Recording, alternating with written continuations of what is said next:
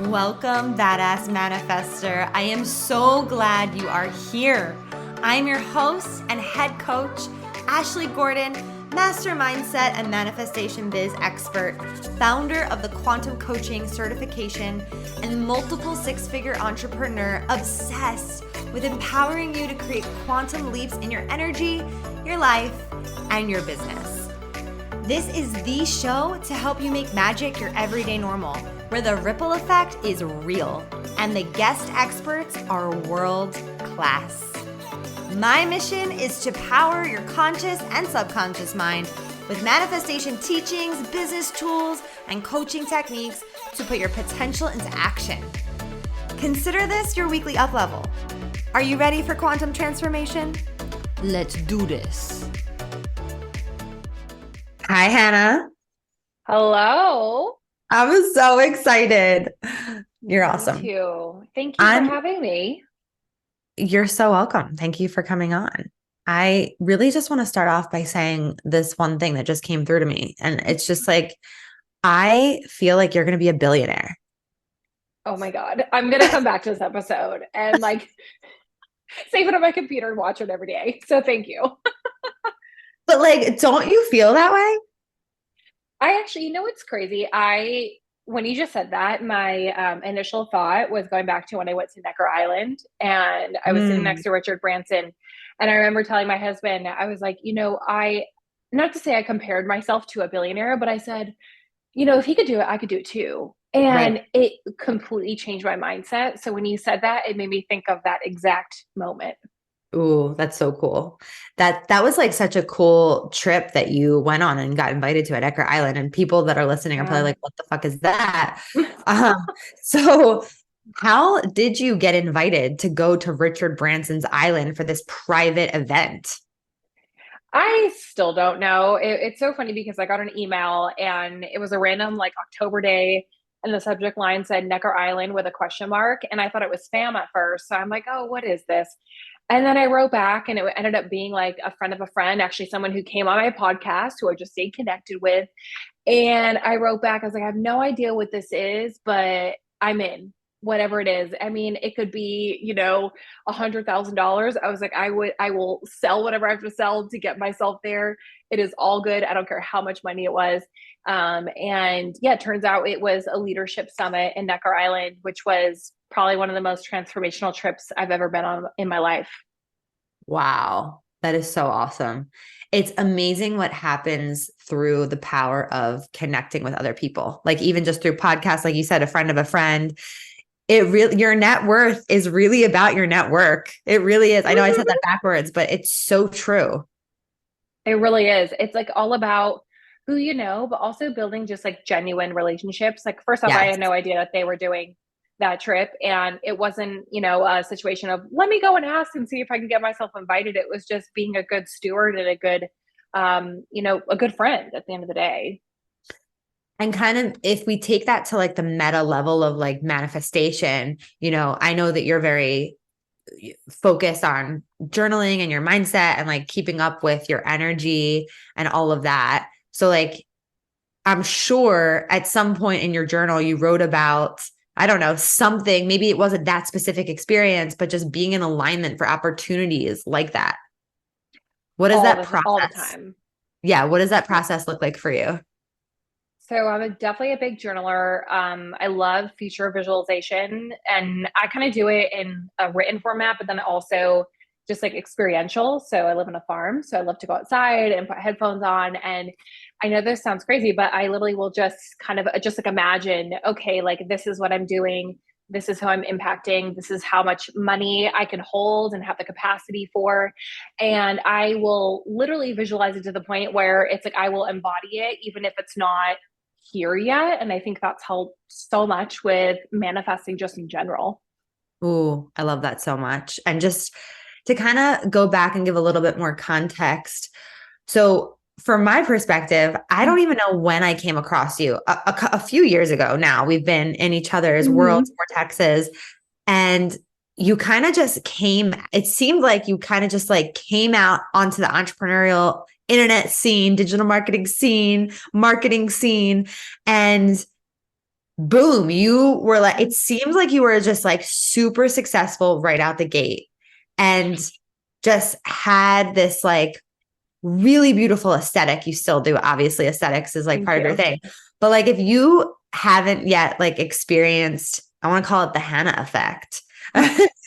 HN Haus, right? But like you have so many different facets to your business where I'm like, this girl has so much going on in her business. I don't even know how the freak you do it all. I don't even know. I'm like, I just like look at your social media and you, and my mouth is just like open, like, wow. How does she hold it all? How does she do it all? So I'd love to just for you to share a little bit about like the different facets of your business. And then in parallel to that, how to hold it all. And I know that you're entering this new season of motherhood. Right now, you're pregnant, you're in your third trimester, you got that glow, that pregnancy, birthing life glow, and you're birthing a lot of things. So I'm going to stop talking now and let you talk.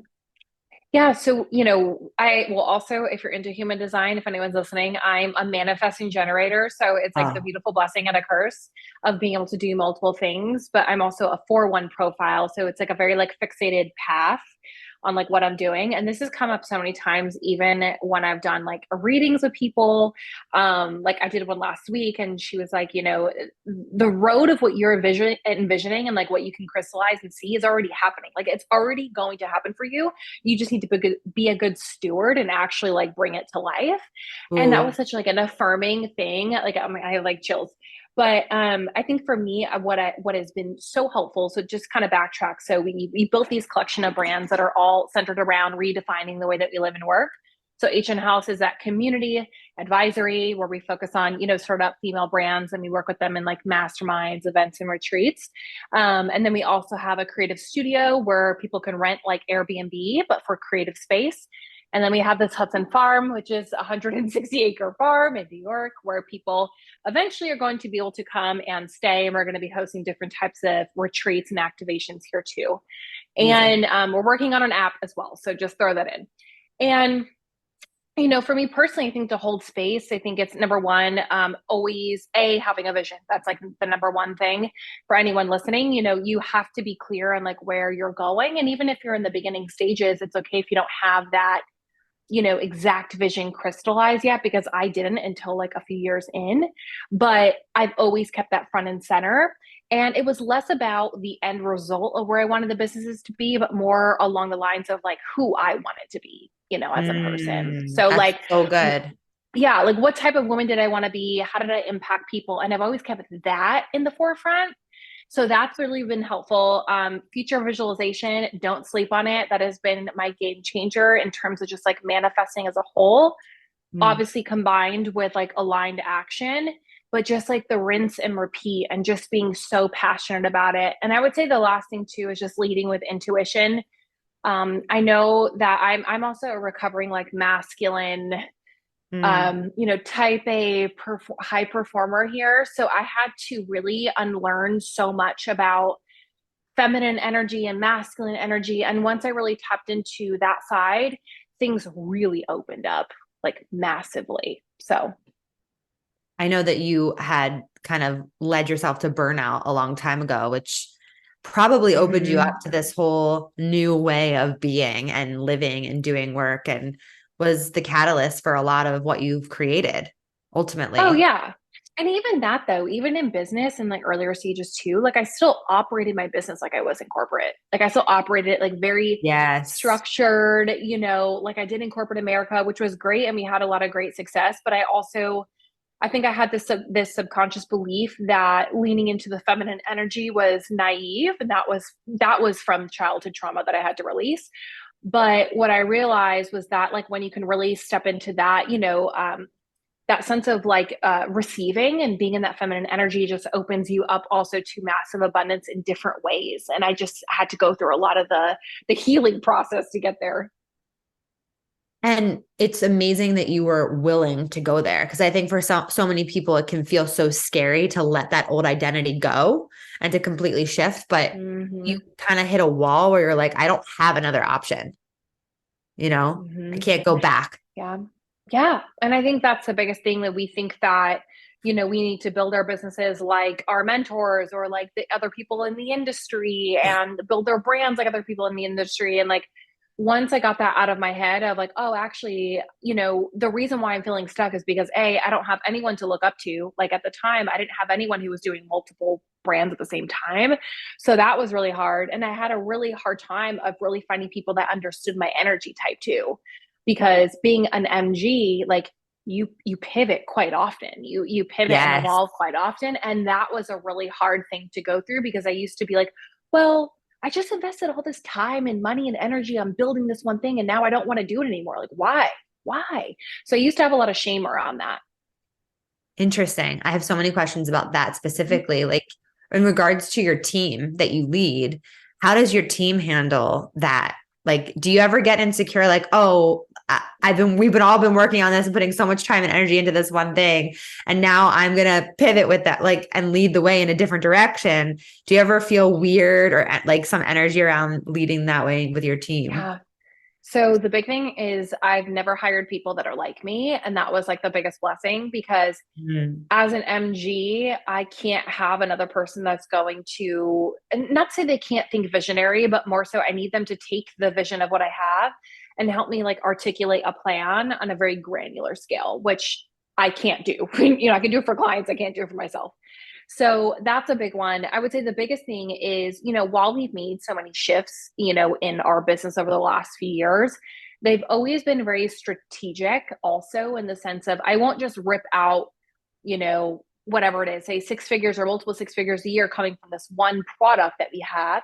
I'm not going to just rip it out and jeopardize, payroll, sanity, XYZ. So I've always been very methodical on like the process itself, but I've always showed the team like, hey, this is where I want to go. This is why I want to do it. And this is like the data to back it up. So that's where my CMO comes in, where I'll say, you know what, this is what I'm thinking about doing. And she'll back it up with the data. Actually, this is what it's showing. So actually your intuition is correct right now. So now we're kind of using the data as like a backup to like some of the thoughts and changes that I've, wanted to make in the business. And it's been so helpful. Oh my gosh, that's such a game changer. That's amazing. I feel like there's so much responsibility as the visionary. Like you can't help but be the visionary. And I relate to that too, where I'll like get this idea, this intuitive download. And then I'm like, okay, we're going in this direction now. And yeah, just getting people, like being really good at enrolling people into your vision. I feel like that is such a powerful asset that you have. And I admire that in you. And I feel like that also translates to like why people want to work with you is because you you cast the vision and you're en route to it and everyone sees that and feels that. And they also want that. Yeah. And I think that's how, like, exactly what you said. It's like how you make people feel at the end of the day, because you might not know all the steps. And I sure as hell don't know all the steps to, getting to billionaire status level. Although do I see that's absolutely in my, capabilities? Absolutely. And I can say that, with so much conviction too. I don't know the steps. And I think that's okay. And I think, for most people, we put so much pressure into like, we need to have the 3-step process and the 5 steps ahead already mapped out for us to get to that level, Totally. And when you're in so when you said, when you came in, you're like, I don't have any role models or I don't have anyone to like, model my business afterwards necessarily, or think your business has to be a certain way. And I think a lot of new entrepreneurs come into the online space or any space and they think they have to be like someone else. I know I did. I was like, oh, everyone when I first started had like pink branding and it was very like poppy and it was very like little girl vibes. And I was like, oh, okay, I'll do that too, because that's just what I see is happening. It was like glitter. And do you remember that time? I don't know. It was like pretty. I remember. Yes. Okay. Yes. It's still like, it's still somewhat there. I still see it every now and then, but it was definitely a thing for sure. It was definitely a thing. And it took me a long time to realize like, hey, I don't have to do it like everyone else is doing it. And that's when I started to understand what it means to be innovative in my business. It started with like the branding and the aesthetics of like, I can do this completely differently. And I started to think about marketing in a different way. And I started to think about ads and I just started to kind of, realize that there's so much more available. I'm curious, like for you as such an innovator in this industry, and what what gets your juices flowing of like, no, this or that, or like, I don't know. Yeah, so I'll give you an example of like the app that we're building right now, which is tied to a new network that we're building. And that idea came to me actually after I had a miscarriage, which kind of like was the start of like everything, right? Like getting the farm, really, really evaluating like what the hell am I actually building here? I went through this like identity crisis for a little bit. Mm. And I realized there was a gap for a certain segment of the market where there was just no safe space, outside of being in a mastermind, but there was no space like a network for these types of people. And so it started the process of like the app and what we're building with, the proprietary software that's in there too. And for me, what gets me really, really excited is just thinking about, okay, if the industry is going this way, like how can I go the other way? How can I go Yes. left when everyone's going right? And that's something that's always fueled me too, because like you said, it's so easy to get caught up with like, oh, well, this person's launching it this way, or everyone's Yep. doing this one type of funnel. And I was like, okay, this just doesn't feel in alignment. And I want to think like really, Big. really big, really, really big. And so I started like, for me, I'm more of like, before I bring a new project to life, I'll observe, I'll do research. So I started just like studying different people who have built products in similar products in different industry types. And I was looking at the opportunity. I'm like, wow, these people impacted millions of people. Some of these Mm. people have had $100 million exits plus. So there's clearly opportunity here. And if they can do it, why can't I do it? So that to me is really exciting. So now, like when I look at inspiration, it's not just like within my network or people on Instagram, like the three people I consistently follow and I don't want to say like obsessed with over their stories, but I get so passionate about like, okay, like how did they do this? Richard Branson, Kendra Scott, and Sarah Blakely. And those are the three people Mm-hmm. now that I look up to. So it's like at every stage of business, my inspiration of where I find inspiration keeps getting bigger and bigger and bigger. And now they're all billionaires at this point. So Before you ever said their names, I was getting Sarah Blakely vibes, and I was thinking yeah. to ask you, I wonder if you said, can I have this $1 billion idea? Just like she did, like, I need this idea to drop in, and then it dropped in. Or were you just open to, creating something new, or you weren't expecting the idea for the app to come through? Like, Mm. how did that come So through? what's so interesting is like when I think about those three specifically, and if you've never, either read their books or followed them on social or read their stories, do yourself a favor and do it as well, because all three of them have come through very humble beginnings.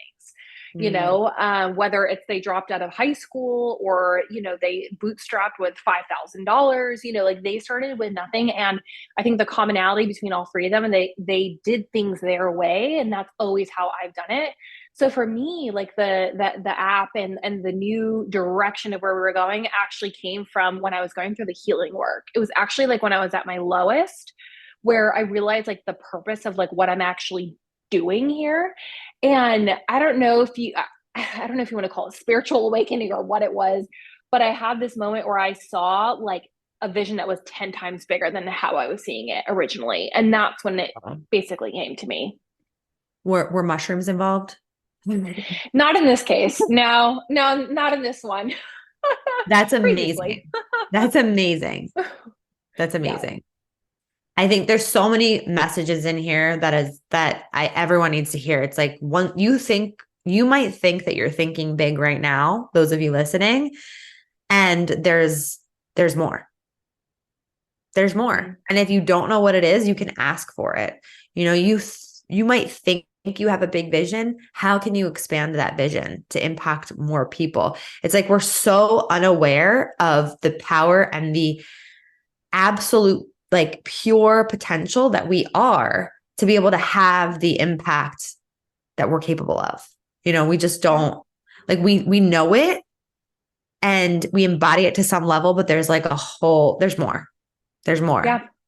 That I feel that so deeply too, because even for me, coming from someone that when I first started my business, it was very service based, and it still is very service based, trading either time for dollars or we're doing different types of high ticket experiences. And when I had this download of the app and the network and like the impact that this was going to have, it was less about, okay, how many services am I rendering for the year to like, how many people can I support with this? And like the mindset was so different too, because it was thinking so much bigger than the services. And that to me was like the kind of awakening point, but also that came through a lot of future visualization, a lot of my own inner healing work, and really, like I said, tapping into more of that feminine energy side, because you can work yourself to death and try to get there, which is fine, but you're never going to get the clarity or the downloads too if you're always in a masculine, like hustle mode, which a lot of entrepreneurs are, you know? So true. And I just want to go back to a couple of things that you had mentioned. One, that you had a miscarriage. And I just want to say, like,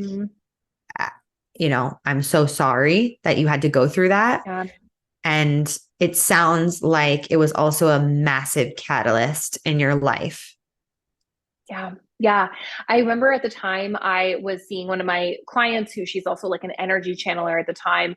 And when I was going through like the thick of it, which if anyone is listening and has gone through a miscarriage or experienced it, you know that like the grief sometimes doesn't hit you right away. It hits you like later on.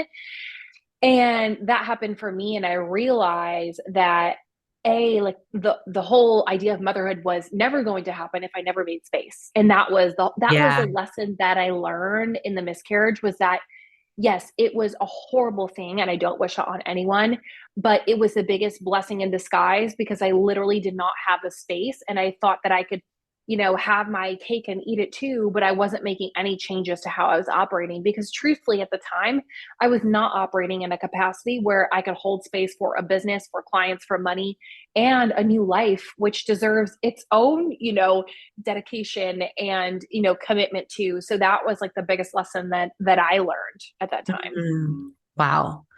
That's massive. And to be able to have the insight and awareness to kind of get that lesson and then adjust, right? Like, wow, that's amazing. And so how did you actually make that space? So we had at the time, and I realized this was like a pivotal point for me when I realized that I still had my agency, which I also didn't mention earlier, but we had HN Consulting, which we still do. But I realized that the destiny of building of a large agency or consulting firm, which it was not for me. And not to say I don't do it. I do a lot of one-to-one work with clients, but I realized I just wanted to work with a very small roster of clients, which we still do. It's more just like on referral, but I didn't want that to be the sole focus of what we were building here, because when I looked at the vision, that wasn't part of it. And so for me, I was like, okay, either I can continue to grow this and focus on this, or I can start to, maybe distance myself from it and or slow this down a little bit so I can build the next thing. And that's exactly what I did. So for me, I realized that certain offers had to go and or be eliminated. And I also realized that things I was saying just yes to had to be eliminated. Like I went through this whole, I'm sure you can probably resonate with this too. I went through my calendar and said, okay, does this light me up? Am I energized doing this? Do I like being around the people that I'm connecting with? And I audited every single thing that was taking up my time. And that was like a really powerful thing. Cause I think, you and I are, high performers in that way. And it can be so easy to say, yes, yes, yes, yes, yes. And then you realize, am I actually saying yes to the right things? Like I want to be doing things like this, having these types of conversations with people who just get it. So I went through this whole auditing of time and energy and where I was allocating resources. And that was like the next step. Wow. And shortly after, baby comes through. 6 months later, I found out I was pregnant, and it was at the time, I kid you not, like the next week, I already had my CMO starting at the same time. So it was just like divine timing that since March, when I found out I was pregnant, it's been like this snowball effect, like building and building and building at this point. I'm sure you can feel that too. This year has been a very transitional year for a lot of people in so many different ways. The industry is different. The way people are buying and selling and just marketing themselves is different. And I think for us, it's been this year of like rebuilding again to get us to the next like quantum leap. Oh, so good. So powerful. And when you were talking about earlier, like, you try and go left when other people are going right. Like what would you say to someone listening right now? How can they tune into that for themselves? How can they kind of say, that's really good, but how do I utilize that information? And I have an example of how I did in the past, but I just want to hear what comes to your mind. So, I'll give you an example of one of the things that we are rolling out for HN Haus, which we've built with a partner, which is like a proprietary business health tool. So now it's another piece of technology that when people come into like our masterminds, they can use as well to track like finances and the financial health of their business, which is so cool. So for us, we have leveraged technology in what we're doing at HN Haus and just in general with clients. So that's how we've done it. But I would say, like, if you're listening to this and maybe you don't have like necessarily the resources to go and invest in a new technology platform for your business, I always say, like, can you up level your experience in some way? Can you create different types of experiences or intimate experiences? Maybe reevaluating like how your offers are delivered. That's another one too, if you're in a service-based business model, because I think a lot of people think, oh, we need to rip the Band-Aid off and have a brand new product, but it could just literally be a reinvention of an existing product where maybe you refine the way that you're delivering it for clients. So I always look at the client experience, which is another thing that people are really looking at in this market. It is not like the churn and burn of how many people can I get in here? It's more along the lines of like, how are you actually creating this really unique space that's different from everyone else in the market? So that's me, but I'm curious about you. Wait, I'm so glad that you said client experience because I wasn't thinking about that originally, but it is so freaking spot on. It really does make a world of a difference, especially in the online industry right now where, there's a trust issue, right? It's like people feel like they're being marketed to and it's being glamorized and how much money you make and da da da. Mm-hmm. And they're hiring coaches that they are drawn to for how much money they're bringing in or their fancy branding. But at the end of the day, they're not actually being treated like a human in some capacities, right? Like, and that's extreme, but I can relate it to like my fertility journey of going to a clinic where I was treated like a number and didn't feel like I was taken care of whatsoever, didn't feel like I was seen, didn't feel like I was heard, didn't feel like I mattered to to the doctor. And it's the same thing with our business. We want to make people feel like they matter, like you are connected to them. And it's not just like courting them and then, putting them to the side. It's really about finessing the relationship and honoring the relationship and like making it a long-term relationship. We're really passionate about that. But I remember when I made a huge transition from, coaching to starting a coaching certification program, I was just looking around the space being like, why is everyone talking about marketing and no one's talking about the craft of coaching? I'm just genuinely curious. Yes. I'm like, everyone's saying that they're a coach. And I've always been passionate about the transformation side of coaching, the craft, the processes, the tools, all of that. I could just geek out on. But I'm like, nobody's talking about this. I want to be the one to talk about this, in a way that really resonated with people. And when I came up with the idea for like the initial framework, I taught it live and raw the next day at my friend's mastermind event. And there were 7 coaches in the room and they were all just like mind blown. I'm like, okay, this is how you coach. Like, this is just the foundations of coaching. And like, nobody had any idea really what I was talking about. So that's kind of I saw like this huge gap in the industry and I was like, I am determined to fill it. But I think I just want to reflect that back to you that you've done such a beautiful way of doing that and like putting your stake in the ground. Because when I think of like the top coaching certification programs, like you come up like literally like first in my mind.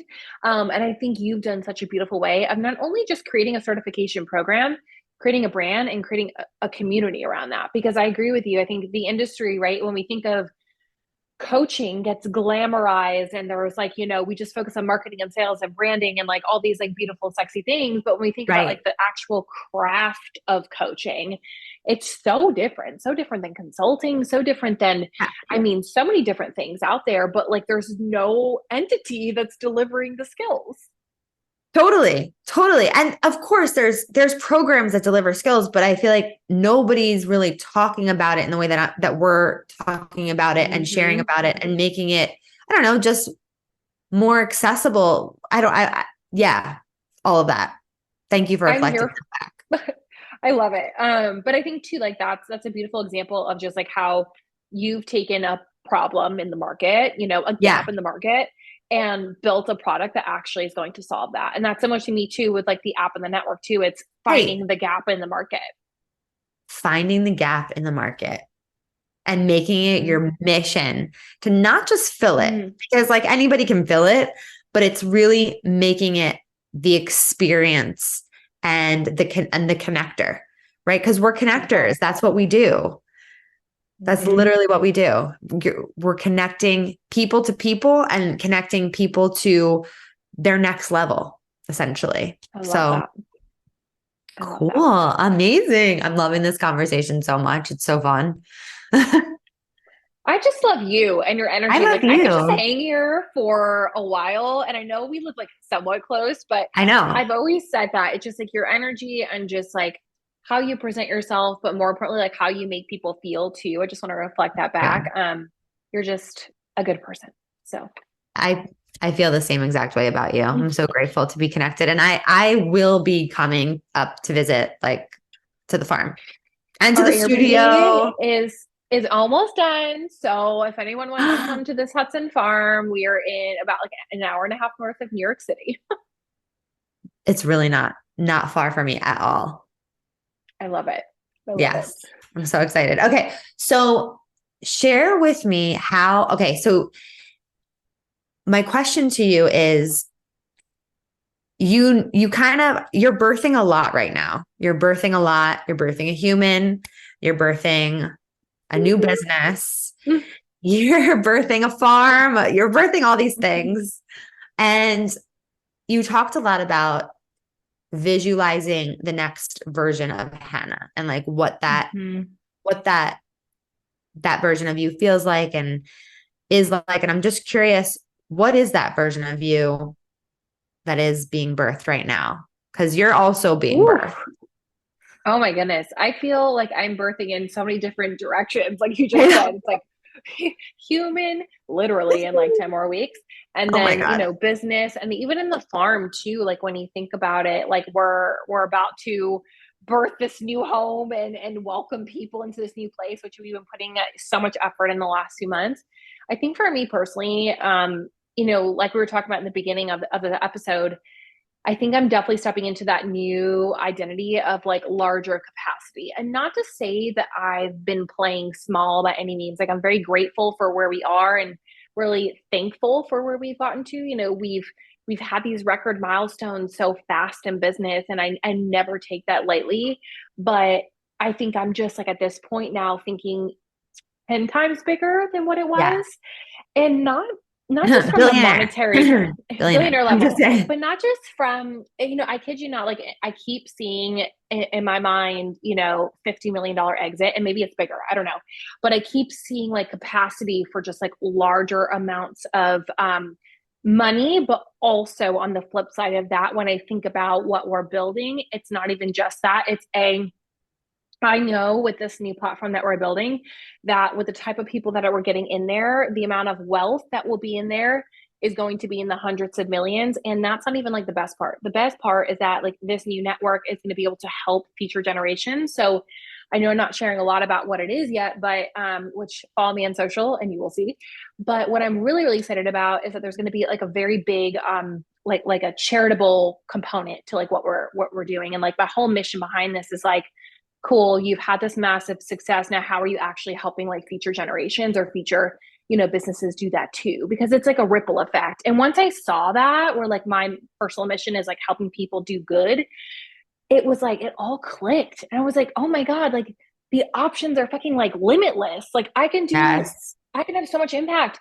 And so that's what drives me. It's like less about the money. I know the money's a byproduct. Like I know that's going to happen. I know billionaire level here, it's going to happen, but it's more along the lines of being able to hold the capacity of like impacting millions versus I think beforehand I was thinking very very lateral and very siloed. And right now it's just Ooh. like it's opened up, and now it's like, oh my God, I'm living in a whole new reality at this point. Yes, yes, yes, yes, yes, yes. Okay, a couple things are coming through that I need to mention. One of the reasons why I have always admired you and respected you so much is because you never led with your income. Mm-hmm. And I know that that was like a big deal for you, like for a long time of just Yeah. like, I'm not going to lead with how much money we make, but I know that you're a 7-figure business. So like, Mm-hmm. I just want to acknowledge that Thank you're you. someone who never needed to, because you could always tell that you were successful. I don't know if that makes Thank you. sense. Yeah, and I appreciate that. And it was something that I wrestled with for a while. I'm not going to lie, because, when you think about marketing just in general, um, that is used as a tactic online for people. Yeah. And I think for a lot of people, when they think about, marketing their money, I don't think there's anything wrong with it. If you use that in your marketing, that's totally fine. I think there's a way to do it, but I think there's a lot of people in the industry that are not being honest with how they're making their money, and or the realities of what it actually really takes in the beginning stages, because it's not always that easy. So for me, I always felt like I'd rather lead with the success of my clients versus me. And that's always just been something I've Yes. stood with. And I've always admired that about you, because I also always wrestled with that as well. And it just never felt 100% settled in me to just like share numbers, because that's not ultimately what my goal is for people. It's always about like following your passion and your purpose. And as you just said before, money is a byproduct of the impact that you're here to make. Mm-hmm. 1000%. Do you have to be okay with receiving money? Do you have to be okay with being compensated? Do you have to be okay? Like there's money work to do always, for sure, around, feeling okay with receiving money, because there's a lot of people that are all about being of service, and they're not okay with getting paid. So they're broke, but they're making an impact, Mm-hmm. you know? Mm-hmm. So it's not Mm-hmm. to say like money doesn't matter. Money does matter. And you don't have to lead with it to actually make people trust you or believe that you're the real deal. Um, Amen. I hope that was like mic drop moment right there. It infuriates me at times, but that's a separate Yeah. conversation. you know, Or you know, two. or two. Yeah. So my other question for you is, did you always know growing up that you were meant for greatness? Oh, this is so good. I don't get asked often on podcasts, like, going back to childhood. And this could be its own episode, which is Yeah. eventually when I write my book one day, I will talk about this. It is a chapter I really never shared. So I actually grew up in a very abusive household. I was adopted when I was 18 by my stepdad. My biological father, I lived with from the age of 4 or 5 when he had full custody of me until I was in high school, when I basically like almost ran away type of thing. Like it was pretty wild. So I'll just leave it at that. And I went through a lot of severe trauma as a kid. My biological father was a Holocaust survivor. Like he grew up he was Wow. born in like a refugee camp, in Germany at the time. Like it goes deep, deep, deep, deep. And I remember as a kid, what's crazy is that, with other siblings that were born from him, most of them sadly went the other road, and the other road is typically either they were in abusive relationships, or, utilized, whether it's alcohol or drugs, or, just bad things in general, to live their lifestyle. And for me, I always looked at my education and my career as like my vessel. And Mm, that was my ticket. That was my ticket out of there. And I, whether you want to call it God or faith or spirit source, whatever it is, for me, I always looked at it as like I always had like my own like guardian angels during that time, because I don't know how I got out of that situation, but I always knew I was definitely going to do something big. I just didn't know exactly what it was going to be at the yeah. time. But a lot of what I do is actually like really stemmed from childhood, really stemmed from that experience, because I grew up with nothing, like literally nothing. My mom was also a single mom at the time. Like I didn't have the stereotypical or the typical household. Like I had a very dysfunctional house, and it took a lot to get through. But I think once I realized, like, no, this is going to be I'm going to leave a mark here, that's what really changed my mindset. And I've had that, but it's also on the flip side been a double-edged sword, because going back to like the hyper masculine, that stems from childhood. So I had to heal that. But I think, yes, absolutely. I think that big vision definitely stemmed from childhood for sure. Thank you for sharing that. Yeah. It honestly, it's so nice to hear that from you, just because you would never know that was your childhood, that was your past. I've never heard you share that ever. Never. Yeah. And it's so, it's just so amazing that you are who you are because you went through all of that, and that your past really does not define you or where you're going, but it does impact the journey that you take. You know? Yeah. And you can go right or left down those roads, and it's right. Like you have to pick which road you're going to go through. And I think that's something for me, I talk about like mindset. My husband always says, like, you have such a strong mindset, and it's not just mindset. There's embodiment, but there's also, during that period, it's either I could let the circumstances come at me, right, or I could define what they were. And I've taken a lot of the lessons from childhood and having to grow up at such like a young age and apply that to even like how I run my business now. It's pretty wild. And also, like you had mentioned, dysfunctional house, right? You had said, I come from a dysfunctional house. And it's just interesting how your brand is HN Haus, how you created your own home, your own home inside of what you've built. And it's really powerful how like you've kind of just completely rewritten your story. Yeah. And that's why the house is actually, and just real estate in general, is so integral to our brand. Because what I found for me, and which is like the whole core and ethos of like this farm, like, yes, it's a farm that we live on, but it's all about also like finding your own home and connecting with yourself. Because I found like the farm and not just the farm in general, but like your home, your space is like really sacred. And to me, that was like the center point, like the foundation point to literally everything that you birth and create, like literally and physically, mentally. So for me, that's why like the home or the house is such an integral part of our brand that literally stems from childhood. Wow. That's fucking amazing. Ooh, baby. Oh, baby. Yes. And I just can't wait to see you really evolve and step into motherhood. It's just going to be such a beautiful evolution and healing, continued healing. And what you're going to give, you're having a girl, right? I'm having a girl. Oh, what you're going to give your baby girl is just going to be so special and so beautiful. And I'm just getting like emotional thinking about it, because I see and feel it all for you. And I'm so excited. I love you. Thank you so much. I really appreciate that. Yeah. Oh my gosh. This is such a good conversation. Thank you so much for sharing your heart, your energy, your knowledge, your just billionaire vibes with us. We're here. We're here for it. Thank you for having me. Okay, wait. I also have to ask you, what makes you a badass manifester? Ooh, oh my goodness. Being able to, I think, like, see the unseen. I think that's a big one. And what I mean by that is like being able to see it, even if you don't, have the full picture set up or know all the steps. I think that's the biggest one, is just, again, visualizing who you want to be. I think that's always been so powerful for me personally in the manifesting journey.